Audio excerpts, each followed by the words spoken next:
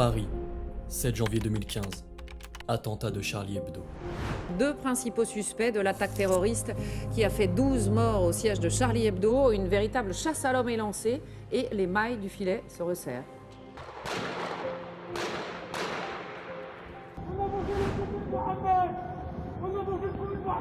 Le prophète est vengé. Oui, non, c'est pas le prophète, leur haine, leur barbarie.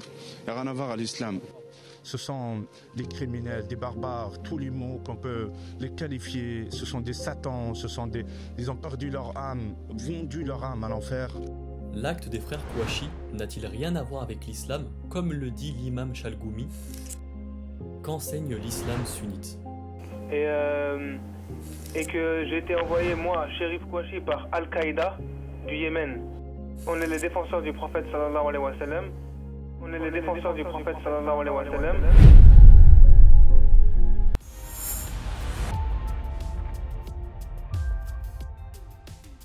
Le blasphème en islam, ce qu'on appelle éventuellement sab, mais il y a d'autres mots éventuellement qu'on peut, Bruno. Bien sûr, bien sûr. Quels sont les autres synonymes? Tajdif, shatima, le fait d'insulter le prophète de l'islam. Et comme on l'a vu précédemment dans la vidéo, on est en droit de se poser la question, est-ce que il y a un had shari'i, donc c'est-à-dire un jugement religieux sur celui qui insulte Mohammed? Est-ce qu'il faut faire la distinction entre le musulman qui insulte Mohammed et sort de l'islam et le statut du non-musulman? Donc c'est important de comprendre que tout n'est pas si simple. Bien en sûr. vérité. J'ai même envie de dire que les sources islamiques abondent en termes de jugement, de juridiction, et les écoles de jurisprudence ont statué depuis 15 siècles sur cette question. Par exemple, la définition même de as-sab, donc le fait d'insulter ou le fait d'être considéré comme blasphémateur. L'important de ce genre d'émission, ce n'est pas de donner ton interprétation, Akhi Absolument Saïd, pas.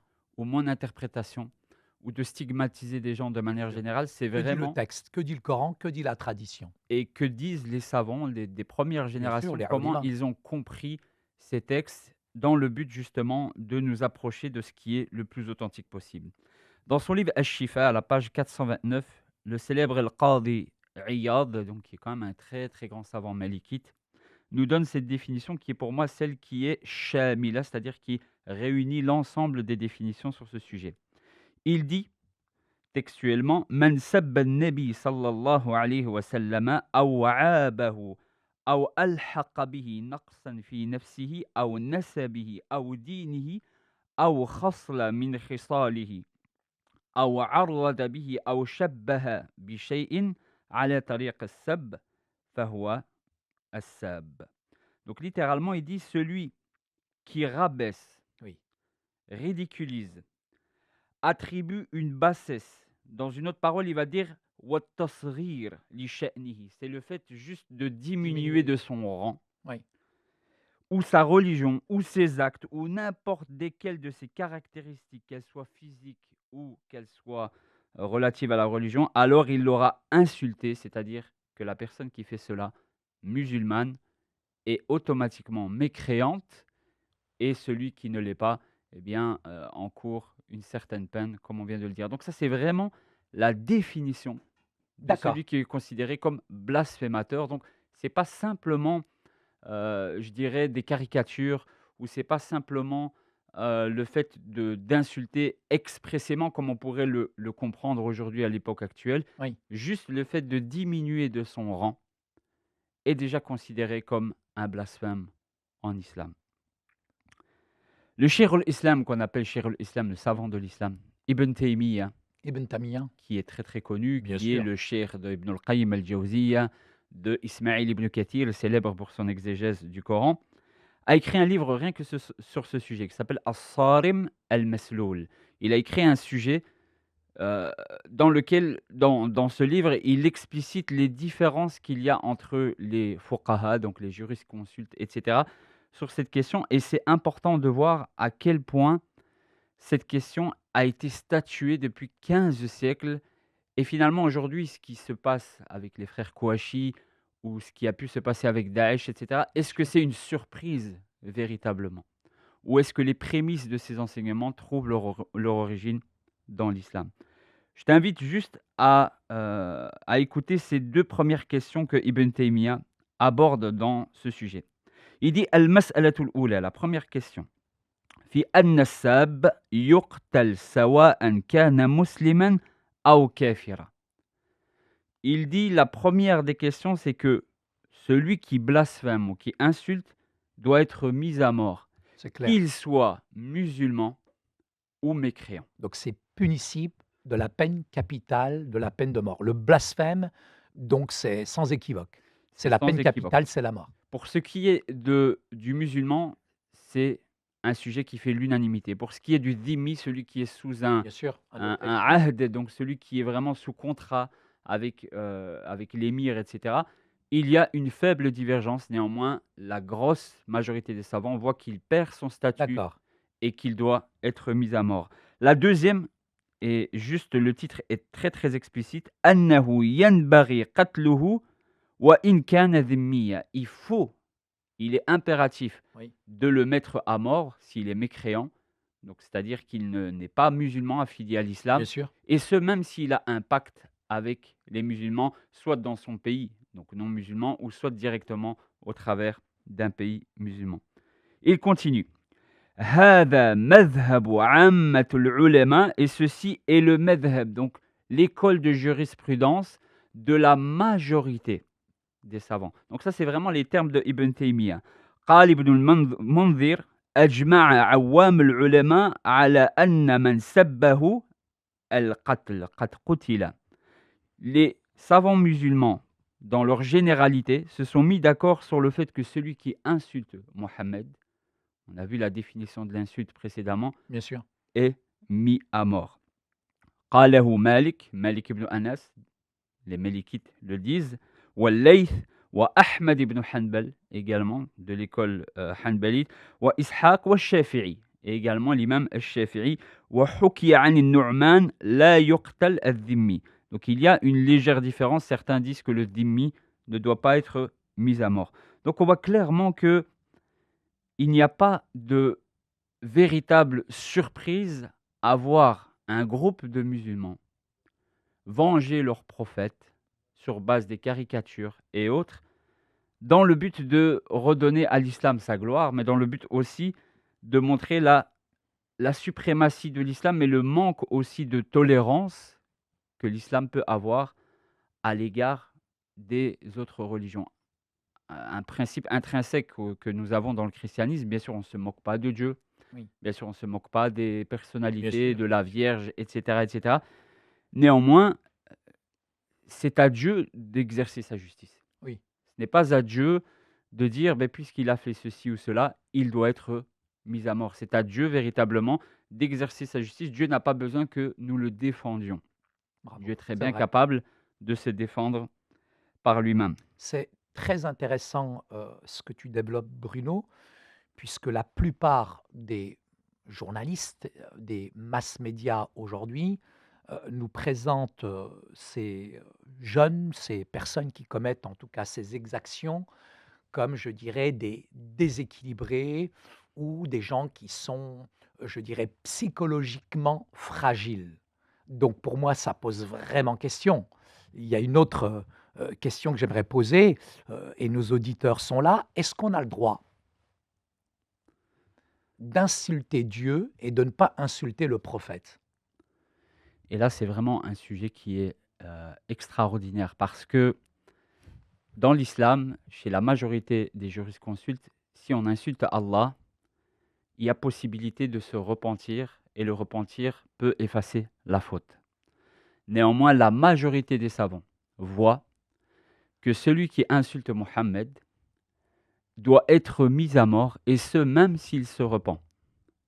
Même s'il se repent et que son repentir peut être accepté dans l'au-delà, néanmoins, il doit être mis à mort. Donc on voit clairement une différenciation entre le fait d'insulter Allah et d'insulter le prophète. Donc انت دابا تتقول لي بين ما انا نقدر نسب الله تعالى Mhm. وما نسبش محمد. Et là- هذه ما يمكنش. La- Comment on peut je dirais, insulter Dieu et ne pas être mis à mort, mais insulter, je dirais, le prophète et mis à mort. C'est juste une question même de repentir. Même si je me repens en ayant insulté le prophète, la peine capitale, c'est quand même la mort. C'est quand C'est même la dur. mort. Et Ibn Taymiyyah va plus loin que C'était ça. dur, la qasr. C'est exactement ce que disent les textes. Ibn D'accord. Taymiyyah, lui, va plus loin. Il dit clairement que Oui. cette question, أن الساب المسلم يقتل بلا خلاف. Bila khilaf, c'est-à-dire il est mis à mort sans qu'il n'y ait aucune divergence. Il ajoute وهو مذهب الأئمة الأربع وغيرهم. Et c'est la position des 4 écoles de jurisprudence et autres que elles. وإن كان ذميا قتل. Et même s'il est non-croyant, et même s'il jouit d'une alliance avec les musulmans, il doit être mis à mort. Il dit, ceci est l'avis de Malik et des gens de Médine. وهو مذهب أحمد وفقهاء الحديث. Et c'est également l'avis de l'imam Ahmed et des jurisconsultes du hadith. Mais il est important de se poser la question, quel est le délil, quelle est la preuve de cela? Parce que là, on est en train de rapporter les paroles des Bien jurisconsultes, sûr. c'est bien, mais quelle est la preuve? Sur quelle preuve se basent ces savants pour dire cela? Et là, nous avons plusieurs textes. Nous allons en citer 2. Donc ici, il dit qu'une personne est venue poser la question à l'imam Ahmed. Qila li Ahmed, quelqu'un lui a posé la question sur cette question. Est-ce qu'il y a des hadiths? Est-ce qu'il y a des preuves sur ce qu'on vient de dire Bien là sûr, finalement? bien Et sûr. nous, on veut finalement retranscrire ce que l'imam Ahmed a dit, sans plus ni moins. Il dit Qala na'am, ahadith kathira. Il y a beaucoup de hadiths. منها حديث الأعمى الذي قتل المرأة حين سمعها تشتم النبي صلى الله عليه وسلم. Il dit, le premier hadith, c'est le hadith de l'homme qui était aveugle. Et c'est Oui. important de comprendre ce hadith parce que ce hadith, il est extraordinaire par rapport à ce sujet-là. Oui. Extraordinaire, c'est vraiment dans un sens de stupéfaction. Maroui Ibn Abbas. Ibn Abbas rapporte qu'un homme aveugle a entendu une femme qui insultait le prophète de l'islam. Qu'est-ce qu'il a fait? فأخذ المغول ووضعه في بطنها واتكأ عليه فقتلها. Il a pris comme un genre de couteau Oui. qu'il a mis sur son ventre et il s'est appuyé dessus. Il est aveugle pour tuer cette femme. Et lorsque ثم ذكر ذلك للنبي, et cela a été mentionné au prophète de l'islam, est-ce que c'est bien ce qu'il a fait, pas bien ce qu'il a fait, etc. Et le prophète a laissé cela tel quel. D'accord. Donc, il ne s'est pas interposé directement, il ne lui a pas appliqué une peine. Donc, on voit que dans ce hadith, cette personne aveugle entendait cette femme insulter Mohammed matin, midi et soir. Et un jour, il a plus supporté, il a pris le couteau, hop, et il a éventré cette femme. Donc, il s'est arrogé un droit lui-même, je dirais sans l'accord, je dirais des autorités, d'un gouverneur ou de qui que ce soit, mais il a fait sa propre justice en fait. Exactement, il a fait sa propre justice. Et il faut savoir aussi que sur cette question, il y a véritablement, Ibn Taymiyyah l'explique très très bien. Il le dit très très bien dans ce même livre. Ce hadith est une indication sur la permission de tuer une femme qui injurie le prophète et une preuve sur le fait de tuer le dhimmi, de tuer le musulman et la musulmane s'il insulte le prophète de l'islam. Il continue en disant « Et ceci, car il est obligatoire de le tuer dans le sens où il complote contre la religion et perverti. Et cela n'est pas comparable au fait de tuer à cause d'un péché d'adultère ou autre. » Et il faut comprendre cette subtilité d'Ibn Taymiyyah. D'accord. Il nous explique finalement que, bien sûr, de manière générale, c'est le gouverneur musulman qui met en pratique ces peines. Ensuite, il faut définir qui est le gouverneur musulman légitime. Oui, bien Là, on a les 2 écoles, Bien les sûr. salafis djihadistes, quiétistes, etc. Ceux qui vont dire que ce sont les gouverneurs musulmans comme l'Arabie Saoudite, le Maroc, l'Algérie, Bien etc., sûr. etc. Et ceux qui vont dire non, ils sont mécréants, donc ils ne sont pas légitimes, donc on va prendre nous-mêmes des califes, s'arroge ce etc. droit-là.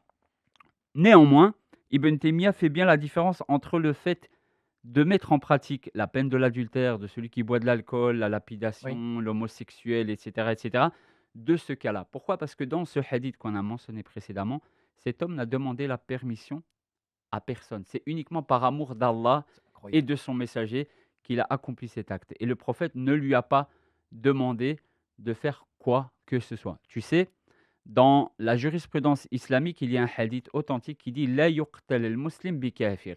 Le musulman n'est pas tué en lieu et en place du mécréant. C'est-à-dire que la base, c'est la loi du talion. Oui, œil pour œil, dent pour dent. Œil pour œil, dent pour dent. Par contre, lorsque le musulman tue un mécréant, le gouverneur ne peut pas tuer le musulman. Le musulman se doit de payer soit une expiation de la moitié du prix du musulman ou rien du tout. Donc, dans tous les cas, on voit qu'il y a une différence d'âme entre l'âme musulmane et l'âme mécréante. Et la question qu'on a en droit de se poser à la lumière de ce hadith, pourquoi Mohammed n'a-t-il pas demandé le prix du sang concernant cette femme? Cette femme.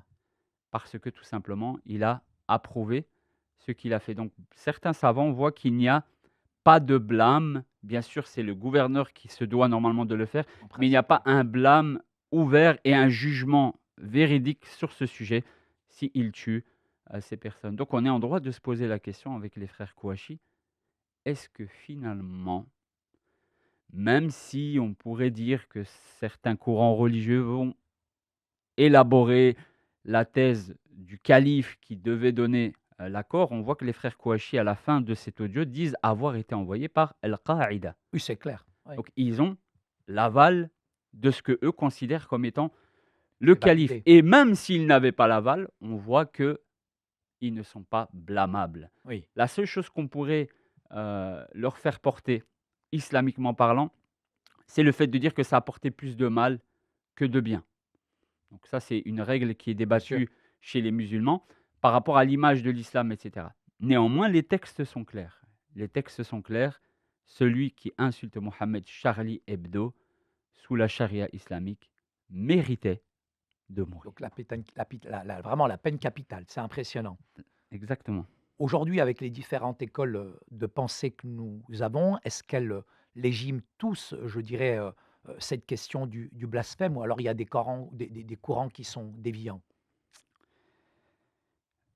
Encore une fois, on est dans la problématique du sujet, est-ce que l'islam est en situation de force ou pas? Lorsque l'islam va être en situation de force, cette conversation n'aurait aucun sens. Oui. Elle n'aurait aucun sens vu que quand l'islam est en situation de force, la charia prédomine.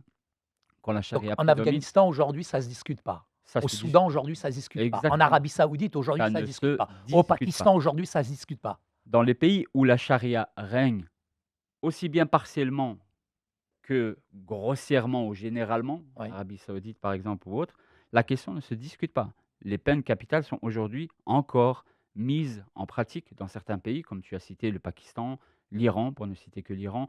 On est aussi, là on parle de l'islam sunnite, mais on est aussi également dans la même sûr. pensée dans l'islam Tout à chiite. fait, bien sûr. Et de manière générale, aujourd'hui, ces discussions qu'on a sur les frères Kouachi, etc., n'a lieu d'être que parce que nous sommes en démocratie, en laïcité, et que nous sommes dans un pays où on peut dire et contredire. Néanmoins, dans un monde où la charia domine, la question ne se pose pas. Donc ça veut dire que ceux qui nous disent et qui interprètent en disant que toutes les exactions qui sont commises, c'est une question d'interprétation,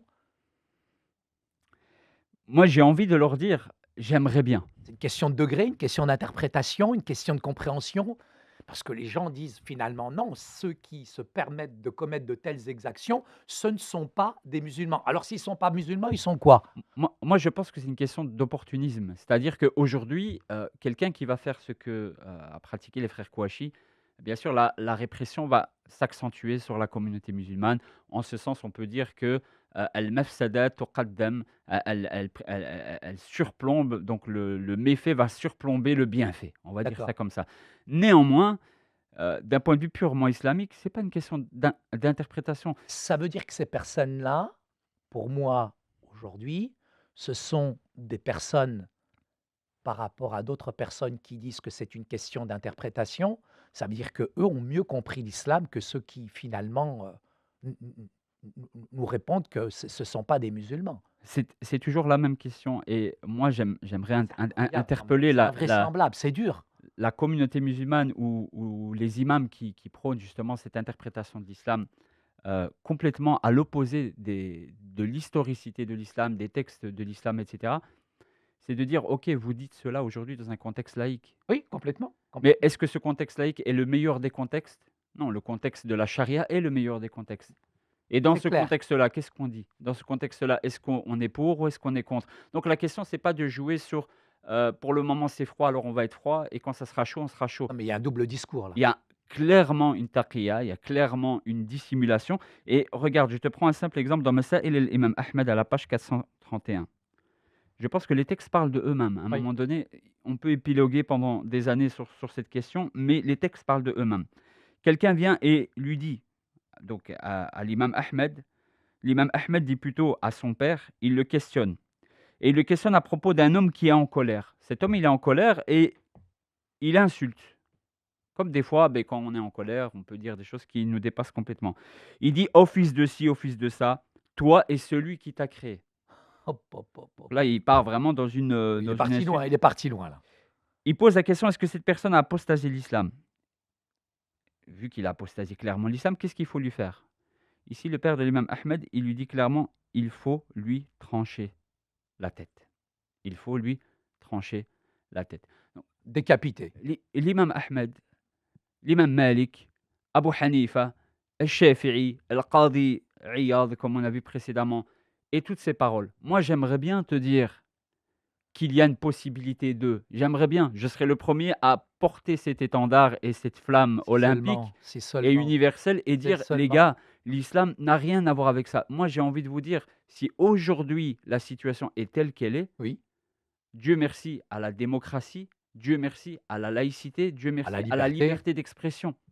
Parce que sous un califat musulman et islamique, le débat n'aurait même pas lieu. Cette discussion n'aurait même pas lieu. Et tous ces imams n'auraient même pas le droit Nombreux à la être parole. décapités alors. Il y aurait de nombreuses décapitations. Comme il y a dans beaucoup de pays musulmans aujourd'hui à Oui, l'heure oui. actuelle. Bien sûr. Et il est important de comprendre que ça, c'est le statut de celui qui insulte Allah et son messager. Il y a également le statut chez certains salafs, certains parmi les prédécesseurs, sur celui qui insulte les compagnons D'accord. de Mohammed. Et là, on dit que c'est al-jild, donc ils sont fouettés. D'accord.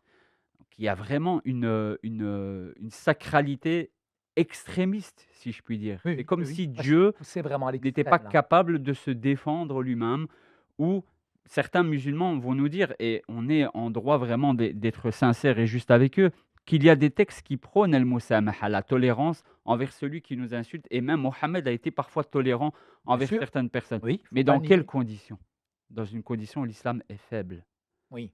Donc les musulmans Naïf. aujourd'hui qui viennent avec une interprétation différente, finalement s'inscrivent dans un islam qui est en situation de faiblesse, où il ne peut pas appliquer la charia, D'accord. où il ne peut même pas réclamer la pratique de la charia. Mais la question est, est-ce que ceci est le but al-raya, ou le but n'est-il pas de pratiquer l'entièreté de la religion d'Allah? Et moi, j'aimerais vraiment de la sincérité de la part de al-ahibba al-muslimoun, vraiment nos bien-aimés musulmans, c'est de dire, ok, aujourd'hui, le mariage des petites filles, c'est pas à l'actualité, on s'adapte, ok, interprétation, d'accord, les paroles des salafs, on y viendra dans un autre sujet Bien sûr. Bien sûr. sur cette question jurisprudentielle. Ok, celui qui insulte l'apostat, etc., etc. Mais finalement, la finalité des choses, si je prends la charia à ma gauche et la démocratie, ou plutôt autre que la charia, qu'importe qu'elle soit Diamétralement démocratie ou autre, opposé. est-ce que la charia est ton but, ou plutôt les autres systèmes de pensée et de jurisprudence? N'importe quel musulman sincère avec lui va faire prédominer la charia sur tout autre système. C'est au-dessus des lois de la République. Donc, en principe. même si aujourd'hui ce n'est pas pratiqué ou praticable parce qu'on est dans une situation où on est en Europe, etc., etc., Mhm. néanmoins, le minimum serait de dire que sous la charia, ça reste malgré tout la meilleure des perspectives. Ça reste la meilleure des perspectives. Le Coran dit clairement وَمَنْ أَصْدَقْ مِنَ اللَّهِ قِيلًا, et qui est plus véridique en parole qu'Allah lui-même. Oui. Donc, qui est plus véridique que la charia C'est- elle-même? C'est quand même ce qui nous est représenté comme, ou présenté comme étant le modèle par excellence. On a également ici, par rapport à ce hadith, il y a un hadith qui est rapporté par Abu Daoud et d'autres, et que Cheikh Al-Albani a rendu authentique, le hadith de Al-Sha'bi d'après Ali ibn Abi Talib, qui dit qu'une femme juive a injurié le prophète. et elle était insolente à son égard. Alors un homme l'a étranglée jusqu'à ce qu'elle meure, et le prophète a laissé faire et n'a pas réclamé le prix du sang. Certains disent que le hadith que j'ai mentionné tout à l'heure avec l'homme qui a éventré la femme et celui-là sont le même hadith, La même personne. la même une femme. personne.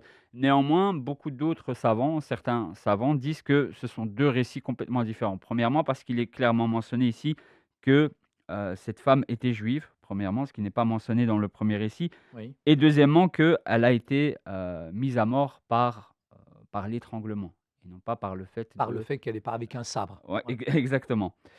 Et Ibn Taymiyyah commente ce hadith. Cheikh al-Islam dit ce hadith est bon. C'est un bon hadith. Eh, C'est-à-dire il est acceptable. Et Sha'bi a vu Ali et l'a rapporté de lui. Donc il y a vraiment une continuité dans la chaîne de transmission. Al-Sha'bi est considéré par les savants comme quelqu'un de véridique dans ses rapports. Et il dit il est parmi les plus savantes personnes dans les récits provenant de Ali. Donc en d'autres termes, il est clair, net et précis que ce hadith est authentique. Ce hadith, il permet donc de tuer une femme qui injurie le prophète. Souvent, on nous dit, oui, ceux qui étaient mis à mort à l'époque de Mohammed étaient ceux qui incitaient au combat contre lui. D'accord. Là, c'est pas du tout ce qui est La écrit. légitime défense, non? Là, Femme, une femme dans son foyer familial. en plus, ouais. Elle n'est pas sur une montagne Absolument en pas. train Elle de n'a pas dire d'armes, elle n'a rien du tout. combattez-les, Ouais. tuez-les, massacrez-les, Ouais. et à cause de ça, on l'élimine pour ne plus que... Non, juste le fait d'insulter Mohammed et de ne pas avoir pu patienter devant cette femme, Mhm. la mettre à mort, le prophète de l'islam n'a réclamé aucune Aucun. sentence contre elle et il n'a pas demandé l'autorisation du prophète. C'est la raison pour laquelle il est dit wa dhukira lahu. Il lui a été rapporté ou mentionné. Parce que les compagnons, quand ils ont entendu ça, la première question était de se dire ok, tu as fait ça par amour d'Allah et de son messager, donc on tue par amour d'Allah et son messager, c'est déjà une notion qui est un petit peu équivoque. Mais est-ce que ce que tu as fait était malgré tout légitime Légitime. ou pas? Donc il le rapporte au prophète. Dhukira lahu, il lui a été rapporté. Et le prophète a laissé l'affaire telle qu'elle. D'accord. Aucune condamnation. Aucune condamnation. Et comme on dit, le Donc fait, on approuve là. c'est une approbation, même si ce n'est pas l'idéal, ça Bien reste sûr, toujours bien sûr. le gouverneur musulman qui a la charge de le faire. Néanmoins, il n'y a aucune sentence pour celui qui le fait. Et ça, c'est important de le comprendre. Il y a aussi ce célèbre hadith de Jabir ibn Abdillah, le célèbre hadith de Ka'b ibn al-Ashraf, que tu as dû certainement déjà... Bien sûr, dans l'histoire Ah. islamique, ouais, c'est un exemple de l'assassinat de Ka'b al-Ashraf. Le prophète de l'islam dit qui me débarrassera de Ka'b ibn al-Ashraf, qui a mal agi envers Allah et son envoyé. Mohammed bin Maslama, il dit ô messager d'Allah, veux-tu que je le tue? Et Mohammed répond certes oui. Permets-moi alors de médire de toi devant lui. Dis ce que tu voudras. Donc le prophète de l'islam ici lui permet de faire de la taqiyya. Waouh. Ça veut dire fais semblant que tu es avec lui Incroyable. et ainsi tu pourras l'avoir. Combattre. Ainsi tu pourras obtenir ce que tu veux de lui. Oui. Donc il lui dit, Mohammed bin Maslama alla trouver Ka'b et lui dit, cet homme, le prophète, veut nous imposer de l'aumône légale qui dépasse nos moyens, il vous demande encore ceci. Il se plaint de Mohammed. Incroyable. Quelle Il se plaint de lui pour dire, bah, je suis d'accord avec toi, allez, viens, on en discute. la On en discute. supercherie, c'est incroyable. Et ensuite, il dit, Ka'b, par Dieu, vous serez encore plus ennuyé de lui que vous l'êtes. Ça veut dire que si vous continuez à le suivre, ça va être pire encore. Hein. Il Ouais. va encore vous imposer moult et moult choses. Et ensuite, il dit, nous venons de le suivre et nous venons de le suivre et nous ne voulons pas le quitter avant de voir jusqu'où il nous mènera. Donc il dit que il veut quand même voir donc ce compagnon de Mohammed. Là, il est toujours dans la taqiyya, Bien hein, sûr, d'accord? bien sûr. Il est toujours dans la taqiyya. Incroyable. Il essaie de dire on va quand même le suivre, on va voir, etc. Et à la fin, et parce que le récit est très très long, il finit par le tuer. Il finit par le tuer, il finit par le décapiter complètement. Hein. Et ensuite, il dit, ne t'en fais pas, lui répondit son mari, c'est Mohammed ibn Maslama, son frère de lait, et Abu Naïla. L'homme généreux répondit à l'appel au secours, fait de nuit, etc., etc. Il finit donc par par le tuer. Il finit par le tuer. Le hadith est excessivement long. Il est rapporté par l'imam al-Bukhari et Muslim. Et certains ont même dit que cet homme a joui, après le meurtre de Ka'b ibn al-Ashraf, a joui limite d'un titre honorifique. Carrément. Pour avoir dit, Mohammed, est-ce que tu veux que je m'occupe de lui? Moi, ce qui m'interpelle dans ce texte, il est très très long et c'est la raison pour laquelle il est compliqué de le condenser. Bien sûr. Mais ce sont 2 points. Premièrement, c'est le fait de le mettre à mort. Là, c'est clairement la sentence, il n'est pas musulman. Oui. Mais c'est le fait de permettre aussi le khida', taqiyya. C'est le fait de permettre la dissimulation. C'est-à-dire, je viens dans tes rangs et je feinte que je suis sur la même barque que toi. Et dès C'est que tu as permis. le dos tourné, je te Comme un massacre. coup. Ouais. Waouh. Donc ça, c'est vraiment impressionnant. Il attendit une opportunité de le faire jusqu'à une nuit très chaude. Donc il a vraiment attendu l'opportunité. Il ne s'est pas précipité. Il lui a vraiment fait miroiter qu'il était complètement d'accord avec lui pour le mettre en Bien sûr. confiance, Quelle etc., stratégie. etc. Et ensuite, il plaça son sabre au niveau de son foie et il appuya fort jusqu'à atteindre le lit. Donc, il l'a vraiment complètement transpercé. L'ennemi d'Allah hurla et les gens qui étaient à sa suite se dépêchèrent à son secours, l'emportèrent, etc., etc.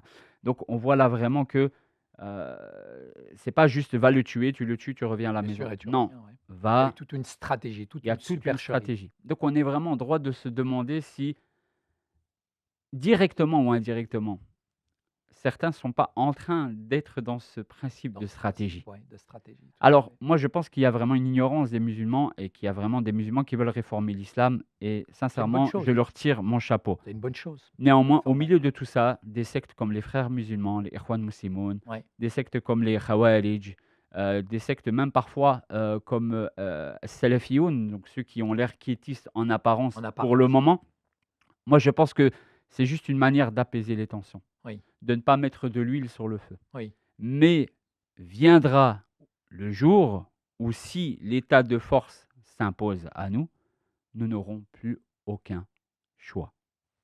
Et ça, c'est une réalité scriptuaire, textuelle, unanime, qui ne nécessite aucune autre interprétation que les paroles des savants de l'islam. Ce n'est pas mon avis à moi, Bruno. Bien sûr. Je m'en Merci. réjouis pas du tout. Merci. Et ce n'est pas ton avis à toi non Absolument plus, pas. Saïd. Absolument. Et c'est là qu'on voit encore une fois, et on terminera sur ce mot de la fin, la perfection du prince de la paix, la Amin, perfection du Yeshua al-Masih. Seigneur Jésus-Christ, les fruits du Seigneur Jésus-Christ. C'est que vraiment, il pourrait très bien demander la même chose. Bien sûr. Il pourrait très très bien se venger lui-même directement, tout de suite. Bien sûr. Il pourrait très bien réclamer le prix du sang. Mais il nous dit d'aimer Nos ennemis. ces gens-là, Ça. les blasphémateurs. Yeah. Alors le blasphème, bien sûr, tu ne l'aimes pas. Bien sûr. Mais le blasphémateur, aime-le. Prie pour lui. Il t'insulte, il te rabaisse, etc. Prie pour lui. Ensuite, je terminerai sur cela. On a vu que dans la description du blasphème, il y a le fait d'enlever, de faire at-tasghir, d'enlever de al-manzila, donc De la place de diminuer, Mohammed, de amoindrir. diminuer, amoindrir la place de Mohammed. Mais si on rapporte cela dans le contexte islamique à l'égard du christianisme, où Jésus n'est plus le Fils de Dieu, où Jésus n'est plus la parole de sûr. Dieu faite chair, etc., n'est-ce pas un amoindrissement et un Énorme. blasphème Énorme, énorme, énorme. à l'égard du Christ biblique? Bien sûr.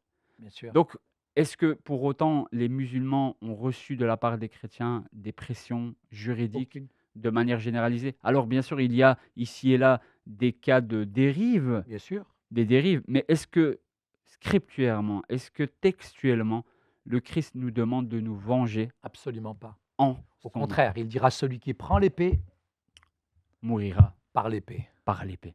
Nous étions sur Nour el-Alam avec notre ami Bruno sur cette question très importante et d'actualité et qui, en tout cas, va déferler sur les chroniques puisque ces attentats, malheureusement, ne s'arrêtent pas. Ils ont encore lieu aujourd'hui et en 2025. Que Dieu vous bénisse et Amin. on vous dit très très vite à la prochaine émission. Merci Bruno. Amin. Shukran lak. Shukran. Merci à toi. Katiran.